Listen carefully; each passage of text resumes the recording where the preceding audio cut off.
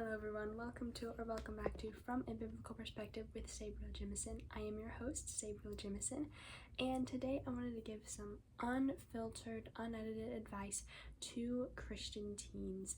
These are some questions that I came up with, that ChatGPT came up with, that some of my friends came up with, that a lot of teens struggle with, especially Christian teens.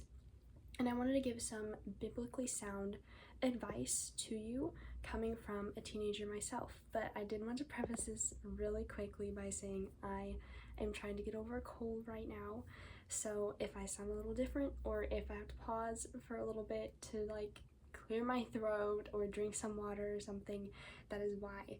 But let's just jump right in here. I first wanted to show you this board. I worked long and hard on this, so please do use this. I want you to find these answers that I'm saying for yourself, and they're supported in the text. I want you to actually look at these verses yourself, if you find the time to and the will to. So here they are. Above is the category that each of them are kind of rooted in, and they will also go along with some of these other, they can kind of interchange categories. There's a few verses that are listed more than once. But I hope you will find those and know that I am rooting what I say in what the Bible has said through those verses. So, and many more. There's lots more verses to support some of the things I'm talking about as well. But those were just some of the ones that I automatically thought of. So let's get into it.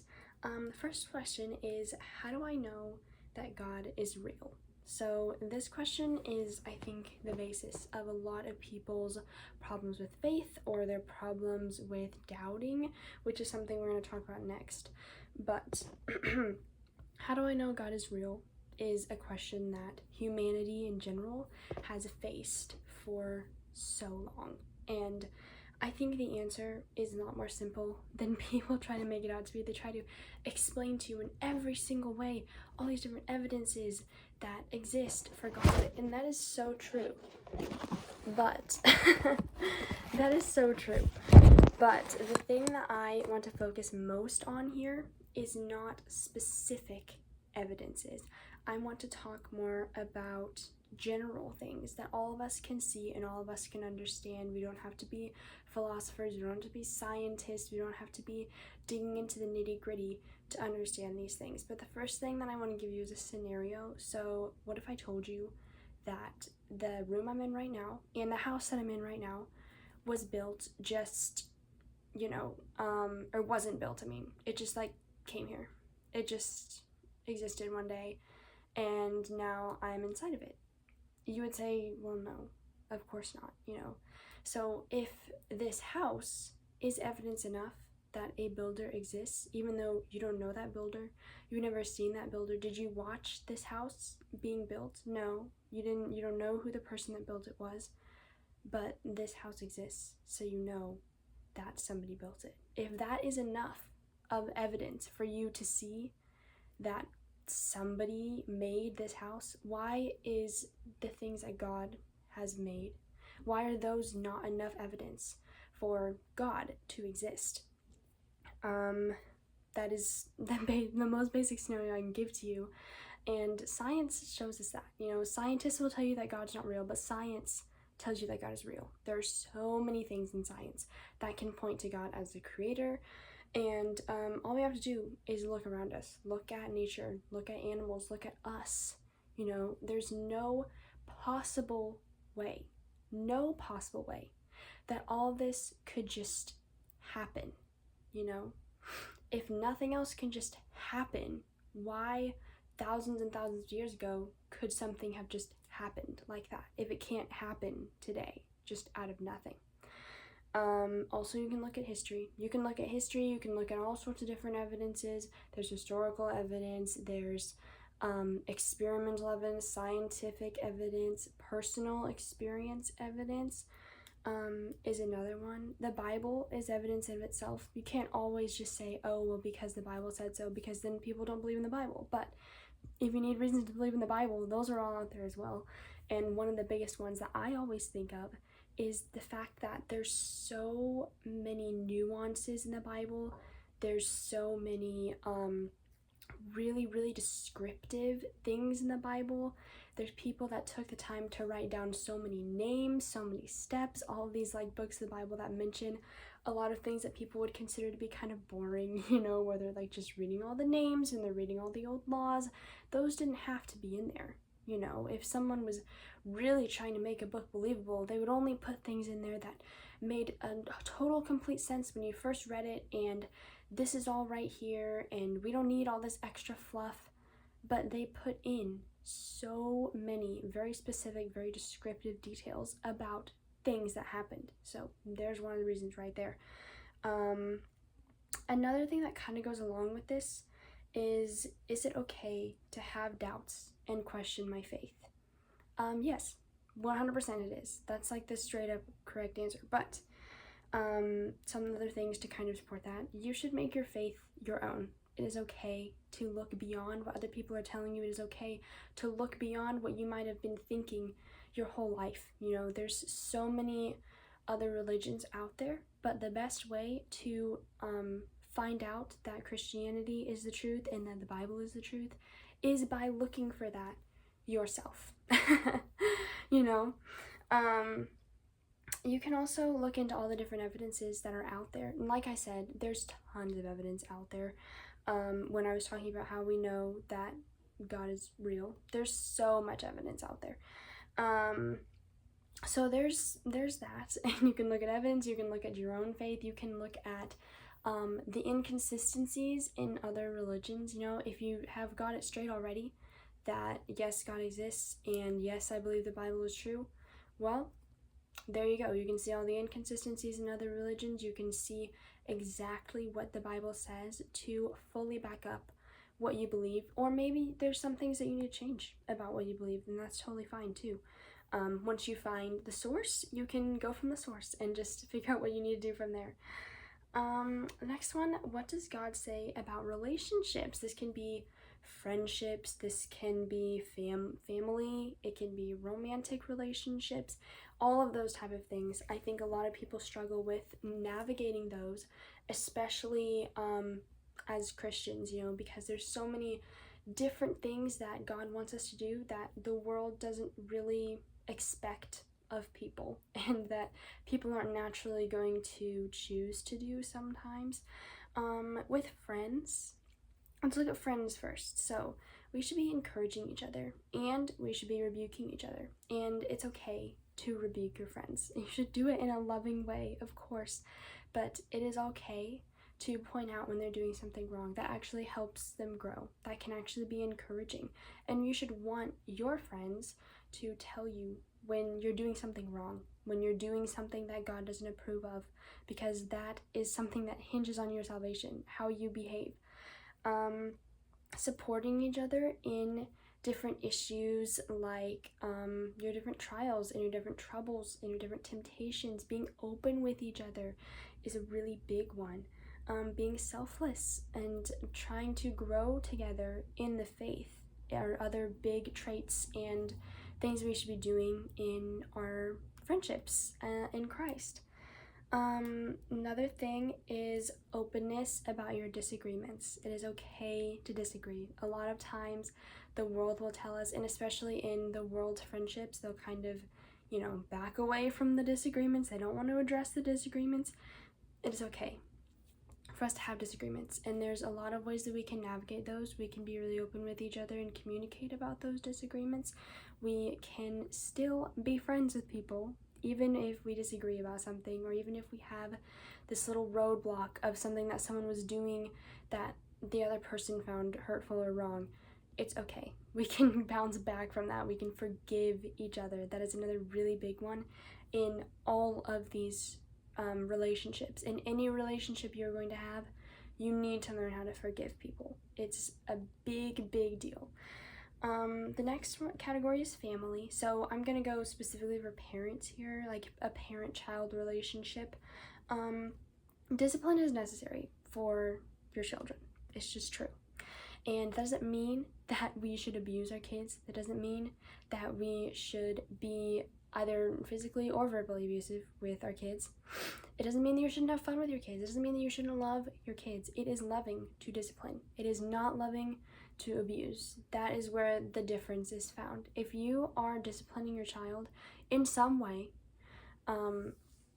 because you care about them and because you love them and because they have done something that is going to hurt them or someone else in the future, yeah, that deserves discipline. Or they're just gonna go run around living life thinking they can do whatever they want, and we all know how terribly that ends. Another thing is teaching and talking about God. You know, you can talk openly with your children about God. You should teach your children openly about God, and you can talk openly with your parents about God. You should feel comfortable doing that, you know, and having these open conversations and seeing them as somebody who you could get advice from about certain issues, because maybe they've experienced those things before and you don't know it, or you do know it and you're just kind of afraid to ask about advice about something. You should still try to ask, try to see them as a role model for you, because that is one of the roles of a parent. It is not only to raise your child to be independent, but also to raise your child in to be like the best version of you. Because we're all gonna make mistakes, but the best version of us is something that we should be trying to model for children that we have and children that we know. Another one is obedience. Children are expected to obey their parents. This is something directly from God's word. It says, children, obey your parents, for this is right. And you should always honor and love your parents. And this is the same for like your friends and romantic relationships. All of the type of relationships, honor and love are needed on both sides. You know, on both sides of the relationship, we need to have honor and love. Parents are not let off the hook with how they can balance love and discipline and all of that type of thing either. Bible talks a lot about loving your children and about not provoking your children to wrath, not doing things just because you can as the authority that you have as a parent. You should still be loving, you should still be empathetic, you should still be kind, you should still have all of the traits that God expects of you as a Christian, and showing those to your children and also showing those to your parents. So there's that. Another thing is romantic relationships. I'm gonna go husband and wife for this one specifically because at the end here I have another question about like when you're dating type of thing. So husband and wife, there's submission and leadership roles and purposes that husbands and wives fulfill. A lot of those are laid out in Ephesians 5, which I talked about, but the woman is supposed to be submissive. This does not mean that you are a doormat, okay? Not at all what that means. But the husband can be the leader, is supposed to be the leader in the relationship. You're both supposed to be loving towards each other and respectful towards each other, and the husband is to love the wife as Christ loved the church, which is the strongest love that there is. And that very clearly means it is not loving to abuse your position of authority as the husband. Okay, there's that. Jesus never abused his position of authority. He was loving towards other people. He was empathetic. He was forgiving. He was humble. He was a servant. And that is how we can be towards each other as both a husband and a wife. More of that is laid out, like I said, in Ephesians 5. All the specifics are in Ephesians 5 mostly, and Ephesians 6. Sorry. How to deal with peer pressure is another one. I want to first preface this by saying your soul is bigger than what you're going through right now, okay? Whether that be embarrassment because you want to say no about something that someone's telling you to do, or whether that is being left out of something because you're not supposed to do that as a Christian. Your soul is bigger, okay? I want you to remember that when you're struggling with staying away from the things that other people are trying to pressure you to do because you're a Christian. Your soul is bigger. My eternity is bigger than this moment right now, or even this life right now. If that person hates me for the rest of their life, okay, my soul is much more important than that. And this goes for general pressure as well. It's not always your peers. It can be anybody that you know that could be really, really pressuring you and leading you far away from God and wanting you to draw farther away from God. I want you to really grow strong in your convictions as a Christian. That is a really important one when you're dealing with pressure of any kind from other people who are trying to tell you that you shouldn't follow God, basically. Once you grow really strong in the beliefs that you have set, and you really, really set those in stone in your heart, if you're really anchored in those beliefs, it's going to be a lot harder for other people to persuade you. Surrounding yourself with the right people is really important as well. You can't always help it. You know, there's going to be some times where somebody is around you and you can't really make them go away, you know, if you're at work or if you're at school. But choosing friendships that draw you closer to God instead of leading you further away from Him are really, really important as well. So I think we should focus on that too, making sure that as much as it depends on you, you're surrounding yourself with good people. And even if they're not Christians, you know that they are not having as much of an influence over you as you are having over them. And that is when it is okay to maintain those relationships, even if someone's not a Christian. You also have to learn not to care, okay? That's the hard part. That's the straight up truth. Learn not to care. Learn not to care if they're not going to like you anymore, or if they're going to say bad things about you, or if they're going to think you're weird for not doing something, or they're going to wonder why. You have to learn to not care. You have to learn to really understand, like what I started with, your soul and your eternity means so much more than what they're going to think of you or what you're going to be left out of from here on out, you know? Also, before I go on, literally any of these questions that I've already answered or that I'm going to answer next can also be answered with pray about it, because that is one of the biggest things you can do, is ask God for help in any of these areas. Okay, the next one is, how do I deal with anxiety and depression? Well, first of all, watch my video, watch the video that I made about how I escaped depression, and I still struggle with anxiety a lot of the time, okay? This is a big struggle of mine. I'm not afraid to admit it. I am sad that that's a struggle of mine, but I'm not afraid to admit it, even though I'm not proud of it, but I'm going to be honest about the things that I'm struggling with. Please do watch my video if you're struggling with depression of any kind. And developing healthy habits is one of the biggest things that I have for this. And I'm not going to talk a whole lot about this because it is never a one-size-fits-all. But developing healthy habits is so important. You know, spending time in the Word, being prayerful, being thankful, surrounding yourself with a good community of people who are supportive and who love you and who encourage you, having positive thinking, affirmations, which get a lot of, you know, scoffing and rolling of eyes, but they can actually be really helpful sometimes. Going on walks, journaling, and finding some hobbies and interests that can fill your day with more joy. And that's okay to do things that maybe aren't necessarily super uplifting for your spiritual walk, as long as they aren't negatively impacting your spiritual walk, you know?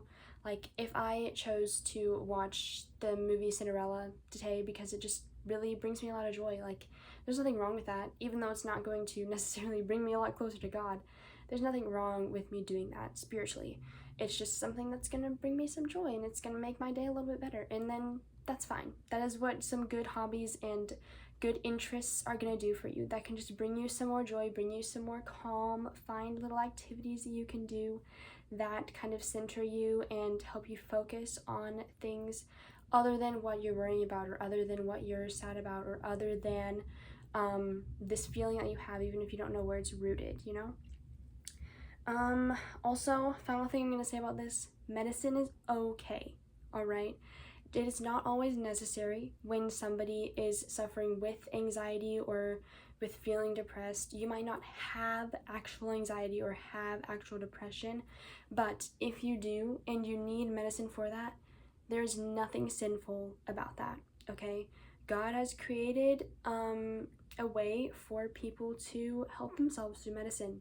He has allowed doctors to create those ways, and it's no different from a physical ailment that somebody has. You know, if somebody has diabetes, you're not going to tell them not to take their insulin because that means they're not trusting in God or something like that.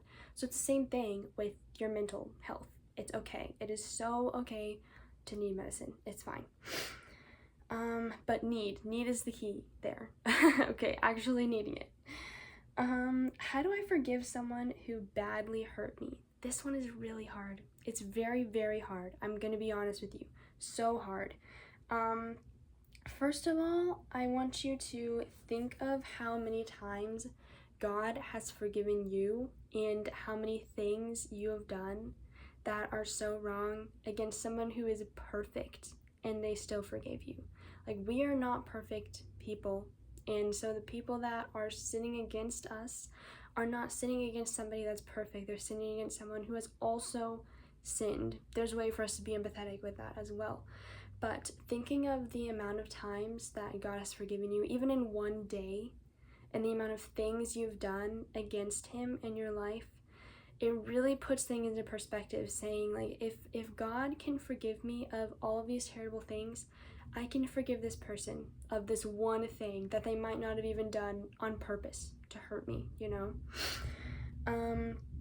Another one is trying to empathize with the person that hurt you, even if they did something that was really bad, and if it's really, really hard to empathize with them. Because most of the time, people are not going to do things for no reason. You know, they probably didn't think that was wrong to do. Okay, maybe they did, but they might not have actually thought that was wrong. They might have been suffering with this thing, so they did this to you, and they didn't even maybe realize that it hurt you. You know, just trying to find reasons to empathize with that person is really helpful as well. It gives that person a lot more humanity, and it softens the blow that they gave to you. Wow, it's about to rain out there. Let me see, what's another one? Think of what that stubborn resentment is going to do to you. If you harbor that in your heart, if you just don't let go of the thing that they have done, that's going to hurt you more than it hurts them. Okay, they're going to forget about the thing they've done, and they're not even going to be all that upset about it, probably, if they did it on purpose, definitely. But they might forget about it, but you are still holding on to that resentment because you haven't forgiven them. And that's going to do a lot more to your soul and to your well-being than it needs to. If you just let it go and forgive them, it's going to make you feel a lot better, mentally speaking. Think of also what could happen if you don't do that. Because that's also really important to remember as well. God has said that if we will not forgive others of their trespasses, he is not going to forgive us either. So remembering that as well, and praying about this in the sense of asking God to show you how to forgive this person, and asking God to help this person in the thing that they have sinned against you, you know. Those are also really good things to remember. Okay, last one on this page. How do I talk about my faith with other people? Basically evangelizing. And I just went over this in a week-long study at a camp that I went to, and it was really, really good. So here are some of the tips that we were told. First, you have to be right with God yourself. Don't give them a reason or an excuse to not listen to you or not believe in God because you're acting the way you shouldn't be, but you're trying to tell them the way they should act. They're not going to take very kindly to that. So making sure that you're actually being who you can be to the best of your ability. We're not going to be perfect, of course, but making sure you're really, really trying to be a godly person is first and foremost. The next one is to use any chance that you can to extend an invitation. Literally any. I don't care if it's just the simple idea of, oh, we are gonna have a potluck after church today, like, do you want to come? Or, oh, we're starting a new quarter, or oh, we have a new preacher, or like, just make something up, okay? Even if it's not that big of a deal, make it sound like a big deal. Don't obviously lie, but if it's anything at all that you can think of, just make something and seem like a great big deal, and then maybe they'll want to come.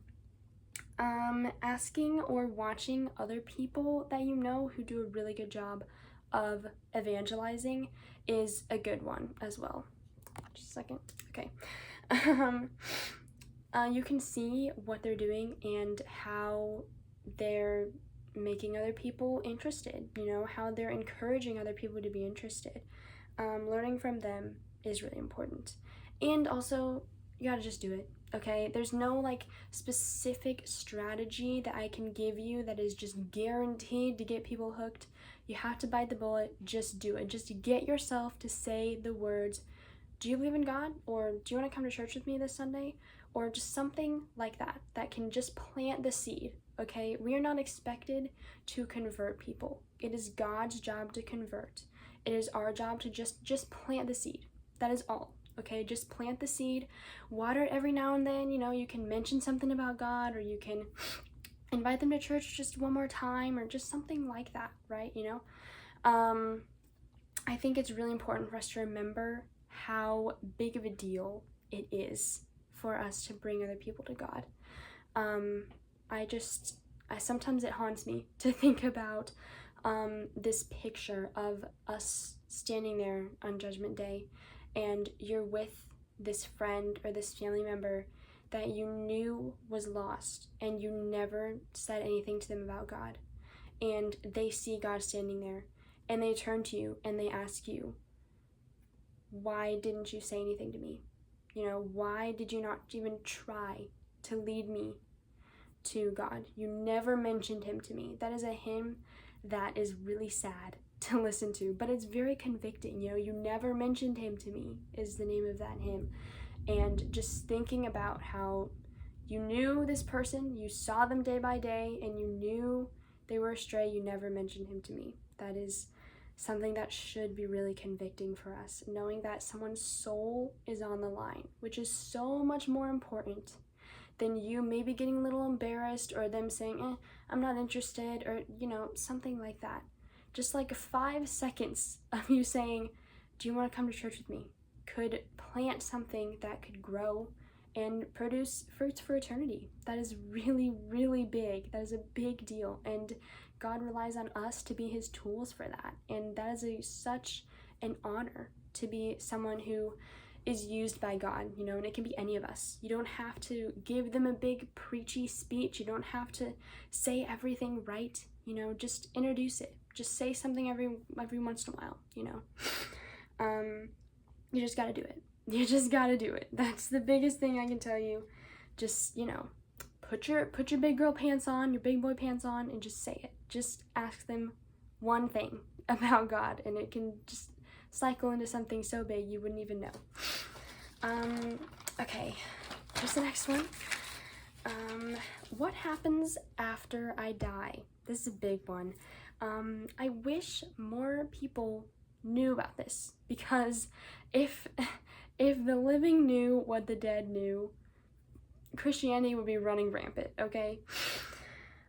We don't know all about this, right? We don't know everything about what the afterlife looks like, and that's okay. We don't need to know everything. There are a lot of things I'm glad I don't know because God has all the knowledge, and he knows what we should know and what we should not know, so I'm gonna leave that up to him.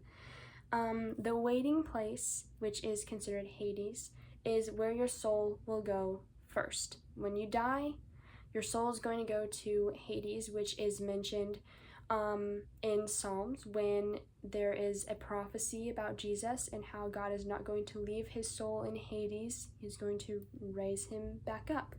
And Hades is that waiting place for anybody, whether you're going to end up going to heaven or hell. Heaven is the next one for all of the people who are faithful to God, who have lived out their lives in the way that God has asked us to.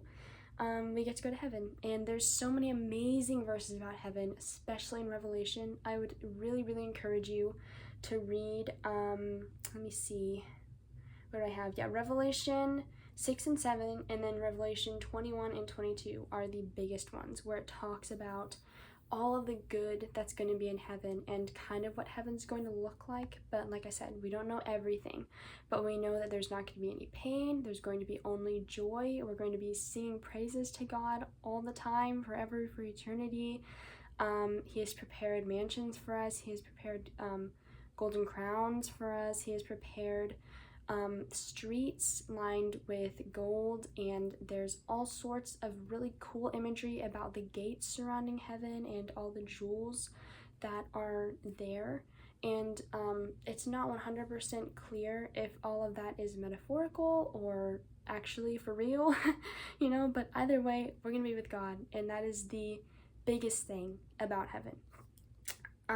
Judgment Day is kind of what comes, I guess, before heaven, because while heaven does exist right now, because that is where God is, Judgment Day comes before that. So while you're in the waiting place, Judgment Day might come, or it could come before you die. So then Judgment Day comes and you're still alive, but the sleeping, because they're dead, but technically, you know, they're gonna rise up again. They will rise first, the dead will rise first, and Jesus will take them to heaven with him, and then we will also go, and we will be sent either to heaven or hell. And hell is described so terribly. The contrast between heaven and hell is huge. I would really encourage you to look at that as well. I'm not sure if I have that many verses on hell up here, but you should definitely look into those as well. That's not the reason that we should become Christians and want to go to heaven, the sole reason, but that's a good motivator. It's a very good motivator when you find out how terrible hell is. So there's that. Those are the things that are written in the Bible. A lot of people are going to say a lot of different things about what they think happens in heaven and what they think heaven looks like and what they think the afterlife looks like, but we can only know for sure what is in the Bible, because we are not going to take away from or add to what the Word says. We are only going to rely on what God has said in His Word. So there's that. How do I know what God-given purpose I have? Ooh, that is a big one. That is a really, really big one. So your God-given purpose, everyone's God-given purpose, is basically the same, which is to love God, to be loved by Him, and to obey Him. That is your baseline purpose, but everyone's going to have different gifts and talents that we can use to help God. Pray about what those could be. You know, ask God to show you how you can use the different talents that you have to help Him, you know, and ask Him to show you what your goals should be. And when you're making goals, ask Him, show me if this is right, you know, show me if this is something that I should really be following. And He will, in some way, you know, He will show you what you should do and how you can use your gifts. And that's the biggest answer I can give you, is just praying about it. How to avoid gossip and drama is a big one. I'm going to start out first by saying it is not inherently sinful to talk about other people. It is not even inherently sinful to say bad things about other people. You are saying bad things about other people when you are rebuking somebody, and that is not sinful.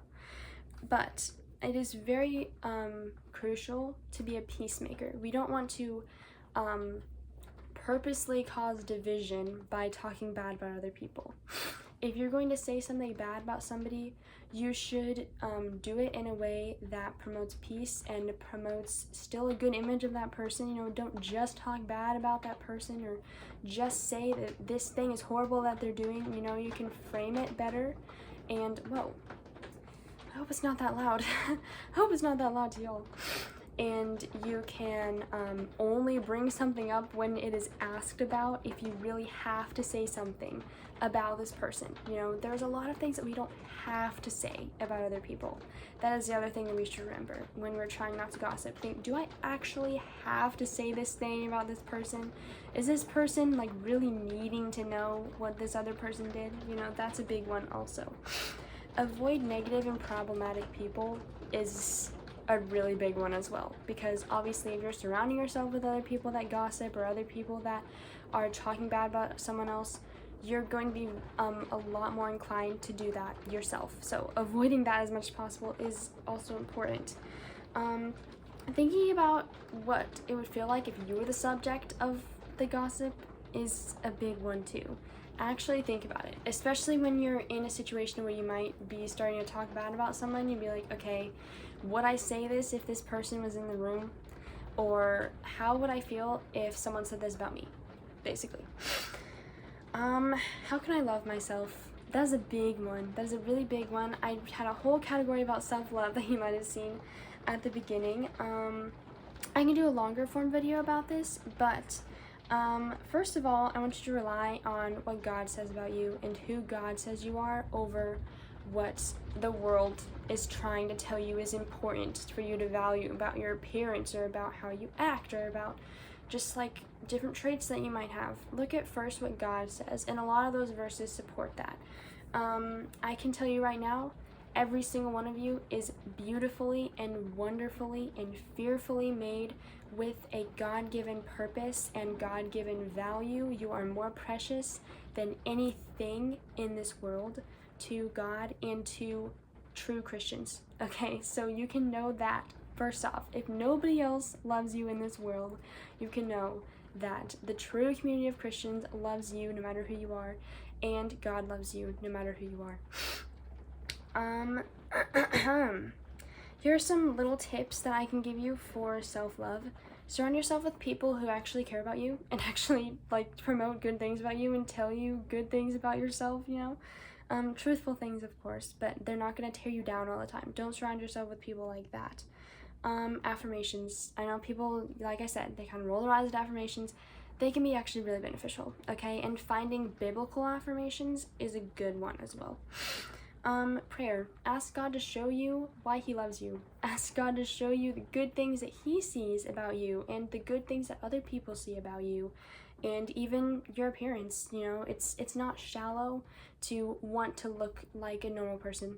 Okay, it is shallow to want to be the most beautiful person in the world, but it's okay to ask God to show you why he made you physically beautiful and why he made you beautiful inside as well. Let me see, I had another one. Oh yeah, seeing the beauty in others as well, especially those who might be imperfect, because everybody is, you know, but those who don't look like they're the supermodel, you know, you can still see beauty in them. You can still see beauty in people that have maybe some bigger flaws that other people might make fun of. You still might see them as beautiful, so why would you not see that in yourself as well? That's a really good one. I think that's mostly it, but placing value on the heart is a good one as well. People say this all the time, you know, they're like, just look at your heart, but it's true, okay? It's really true. Once you ask God to show you and help you to place value on the right things about yourself, that's also going to be really helpful. You might just have to do the really hard thing of looking in the mirror and just waking up every day, look in the mirror, and say, I'm not leaving until I find 5 beautiful things about myself physically and 5 beautiful things about my character, okay? And if you have to force yourself to do that, then you have to force yourself to do that, and eventually it's going to get easier and you're going to find more things, and it's going to take a long time, but you will learn how to love yourself. And it is okay to love yourself. God tells us to love others as we love ourselves, so we have to love ourselves to love others. And if he made us and he wants us to love his creation, we are his creation, and we are going to insult him if we say that anything that he has made is not something that we should love. So that includes ourselves. We should not be in love with ourselves, but it is okay to love yourself. The next one, how do I stay pure? This is a really good one, especially for Christians, you know. Media purity is a big one. Watching what you hear and what you watch, you know, being careful about that. Because it is going to poison your mind if you are exposing yourself to impure things. In what you do and say is another big one, you know. It kind of reminds me of that kid's song that talks about, oh, be careful, little eyes, what you see, or little ears, what you hear, and all those different senses. For the Father up above is looking down with love. That is so true. He's always watching you. So, you know, whatever you're doing, he's going to see it. Modesty is another one. This is for men and women. God does not discriminate. God shows no impartiality, or no partiality, I mean. And if a man is going to be a respectful person, then he's going to want to also follow modesty to honor his future wife and to honor the fact that women are usually encouraged to be more modest. So if a man actually really cares about that and cares about being the best that he can be, he's also going to follow that, and he's going to respect that of you as a woman. This is in dress and in heart. You know, it is also important to keep a pure heart, because you can be wearing the most covering thing that anybody could own, but if you are still acting promiscuous and you're still acting flirty and you're still saying and doing impure things, it's not going to matter, okay? And the vice versa is true as well. How do I make good Christian friends? This is a big one. Get involved. Sometimes you have to take the first step. That's hard, but sometimes you do. You know, it can be camps, it can be your local community, it can be your church, it can be speaking more vocally about your faith in the circle you already have. Maybe there's somebody that you know or that is at your school that is also Christian. You just don't know it because you've never talked about it before. That's a big one. Grow together with the friends that you do have. That's how you can know if they are also a good Christian. You know, if you grow together with them, have open conversations, have open Bible studies, rebuke each other with love. You know, you can be honest with each other about the things that you're struggling with and pray for each other. Those are really good ways to build godly friendships that you already have. Really examine the behavior of the friends that you have, especially if they say that they are godly. Are they constantly sinning, or are they occasionally sinning? Because of course you can't just say, well, that person's not a perfect Christian, so I'm not gonna be friends with them anymore. Like, no, be discerning about it, but you should be trying to watch out for if this person is really who they say they are as a Christian. How do I gain and test for godly romantic partners? Test isn't the right word, but I would say like making sure that this person is actually godly is the big one.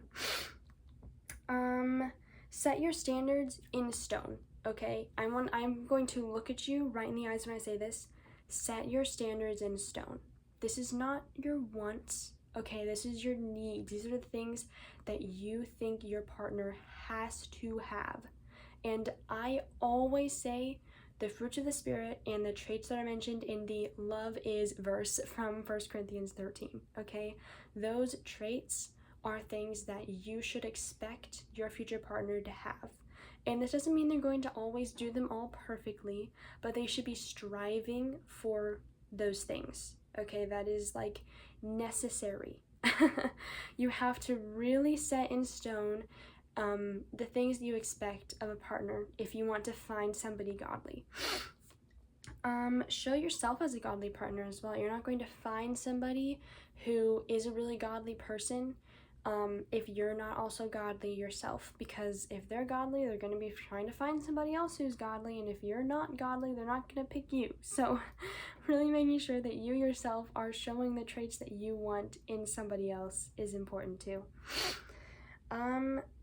Trust God's timing instead of rushing and pursuing somebody too fast yourself, because you're not waiting for God to just lead you to somebody or lead someone else to you. You're still gonna have to do some of the work, you're still gonna have to introduce yourself and show that you're interested in somebody, but you shouldn't be frantically just searching for somebody that's maybe, good enough, and then you're like, okay, yes, I'm gonna get with this person and we're gonna get married and we're gonna live happily ever after. Like, let's slow down, let's get our standards right first, really examine if this person is a good person, and pray about it. Pray about it, pray about it, pray about it. This is the final one. So, why do bad things happen to me when I'm doing everything right? This is a really, really big one. A lot of people in the world use this as a way to refute the idea that God exists, because they're like, well, if bad things are happening, then God is causing all those bad things, and if He is perfect, then He can't do bad things. and bad things happen to good people all the time, and God should be rewarding the good people with good things, and there shouldn't be all these bad things happening if God is so loving, basically. First of all, you're not doing everything right. Nobody's doing everything right. Sometimes you have to suffer from the consequences of your own actions. But it is also important to remember that bad things are going to happen to good and bad people. God sends rain on the just and the unjust. And sometimes bad things happen to you because you're doing right, because Satan is seeing that you're really growing as a Christian, and he wants to stop that. So he's going to put things in your path that are designed to make you stop following God. So you have to really, really remember that Satan is always going to be trying to put things in your way. These are always chances for growth, okay? Bad things happen, and we're supposed to respond to them in a Christian way, or they're gonna just produce something really bad. God can change these bad things for good for us when we're trying to grow and learn from these trials. It increases our longing for heaven because we live in a broken world.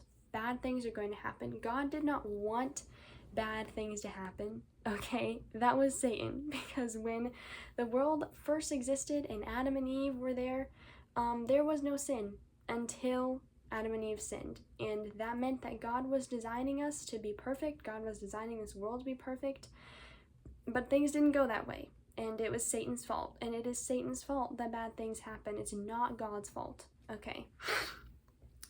It also builds your testimony for other people. When you have these trials that happen and you do overcome them, you can help others overcome them, and you can help others see that you can still follow God when bad things are happening to you.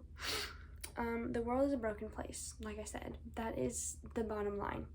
Bad things can happen sometimes, but it doesn't mean that God is causing evil. He's not causing evil, ever. He's never caused evil. He is perfect. He can only do perfect things. So if something evil is happening in your life, it's not God, it's Satan. And we should place the blame on Satan. And God might allow those bad things to happen, but it's not because he hates you. It's not because he wants you to suffer. It's because he wants you to grow from that suffering. It's because he wants to teach you some different things. It's going to be different depending on the trial, but we're always going to be shown if we're looking for it. If you seek, you will find. If you're really looking for reasons for this trial to happen and good things that are coming out of this trial, God's going to show you that. He will show you that. Another thing that I want to note is that it is okay to be sad when bad things happen to you. It's okay. We can still be sad and not blame those things on God. There is always a way to sit with God in the sad things that are happening instead of blaming him for it, because he's also sad. He's also sad that the world is broken and that bad things happen. He doesn't want us to have really bad things happen to us, okay? He's also sad, and he can sit with you and also wonder why this bad thing had to happen, because he is going to use it for good, but originally he was really just trying to make this world perfect, and it was sin that caused this, and he always has wondered, why and how long will people be sinning? And so while he's wondering that, we're wondering, why and how long does this trial have to happen to us? And we can sit in this together, and we can both empathize with each other, and that is something that Jesus is really, really good at, because he also suffered while he was on this earth. And if the Son of God had to suffer to bring something glorious, then we also have to suffer to bring something glorious into our lives or into the lives of others, or eventually heaven. We can always have that hope. Even if something bad is happening to us, we still have that hope of heaven. And I wanted to read you something really quickly that I always try to keep it on my wall, but now it's gone. Are you serious? Okay, well, basically I was kind of saying what I said about how While you're sitting and wondering why and how long about a certain trial, God has sat for so much longer and wondered why and how long about human sin. And human sin is the real original reason for why bad things happen now. So it was kind of basically summarizing that. I think that is everything I have. This was much longer than I thought it was going to be. Please do let me know if there's any other questions that you want answered, or if there are questions that I answered that you want more elaboration on. Thank you so much for watching this, especially if you watched all the way to the end. I really appreciate all of the love, and please just continue to grow in God and continue to ask questions and get answers about your questions. Don't just let them sit in your brain. Ask God for help, and thank you so much for watching. Have an amazing day.